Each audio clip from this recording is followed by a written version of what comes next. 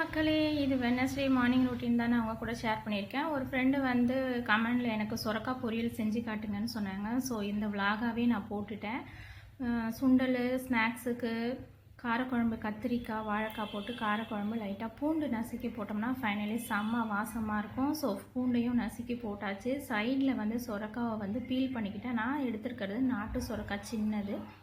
அதோட சீடு நல்லா இருந்துச்சுன்னா அதையுமே பொரியல் பண்ணிக்கலாம், செம்ம டேஸ்ட்டாக இருக்கும். வெங்காயம் தக்காளி பூண்டு நசுக்கி போட்டிங்கன்னா எறா பொரியல் மாதிரி இருக்கும். அதோட சீடு பீல் பண்ணிவிட்டு கொஞ்சோண்டு மஞ்சத்தூள், கொஞ்சோண்டு பெருங்காயத்தூள், தேவைக்கேற்ப சால்ட்டு, ஸோ அதெல்லாமே போட்டு லைட்டாக தண்ணி ஊற்றிக்கலாங்க. காலையில் பார்த்தீங்கன்னா என்ன தான் செய்கிறது அப்படின்ட்டு நைட்டே பிளான் பண்ணி வச்சாலும் நம்மளுக்கு வந்து அந்த ஃபாஸ்ட்டாக வந்து செய்கிறப்போ பரபரன்னு யார் கேட்டாலும் கிச்சனுக்குள்ளே வராதிங்க அப்படின்னு கத்துற மாதிரி ஒரு டென்ஷன் வந்துடுது. 8 o'clock தம்பி டியூஷன் போகணும். ஸோ லஞ்சு, பிரேக்ஃபாஸ்ட்டு, ஸ்நாக்ஸு எல்லாம் ரெடி பண்ணணும். 5 o'clock எழுந்திரிச்சுன்னா 7:45 எல்லாம் கம்ப்ளீட் ஆகிடும்.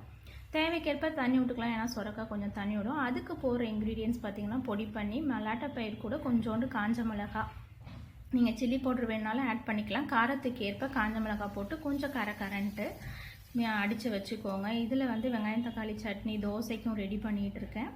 அதுக்கப்புறம் பார்த்திங்கன்னா இது வந்து கொஞ்சோண்டு விசில் அடங்கட்டோன்னு ஆஃப் பண்ணிட்டேன். விசில் அடங்கினதுக்கப்புறம் இதை தண்ணி எப்படி விட்டுருக்கு பாருங்கள். இது கூட நம்ம கொஞ்சம் நேரம் தண்ணியை கொதிக்க வச்சுட்டு இந்த பொடி பண்ணி வச்சுருக்க மல்லாட்டை பருப்பை போட்டு நம்ம கொதிக்க விட்டோம் அப்படின்னா கொஞ்சம் கெட்டியாகிடும். ஸோ ஃபைனலாக ஒரு தாளிப்பு கொடுத்து கடுகு, கருவேப்பிலை, கொஞ்சோண்டு வேணால் உங்களுக்கு காரத்துக்கு பத்தலைன்னா காஞ்ச மிளகாவும் கிள்ளி போட்டுக்கலாம். ஸோ கொத்தமல்லி போட்டிங்கன்னா இன்னுமே ஃப்ளேவரு சூப்பராக இருக்கும்.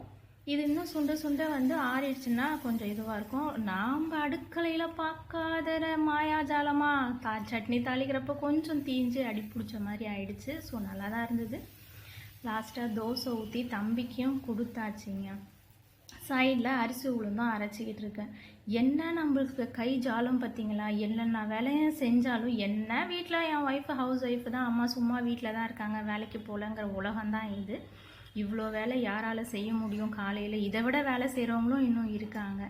நாம் வந்து நாமளே பூஸ்டப் பண்ணிக்க வேண்டியது தான். அப்பா நீ சாதிச்சிட்டம்மா இன்றைக்கி எவ்வளோ வேலை அப்படின்னு நம்மளே வந்து என்கரேஜ் பண்ணிக்கிட்டே தான் உண்டு. அப்போ தான் இந்த டே போகுங்க. ஃபைனலாக தம்பி வந்து கிளம்பிட்டான்.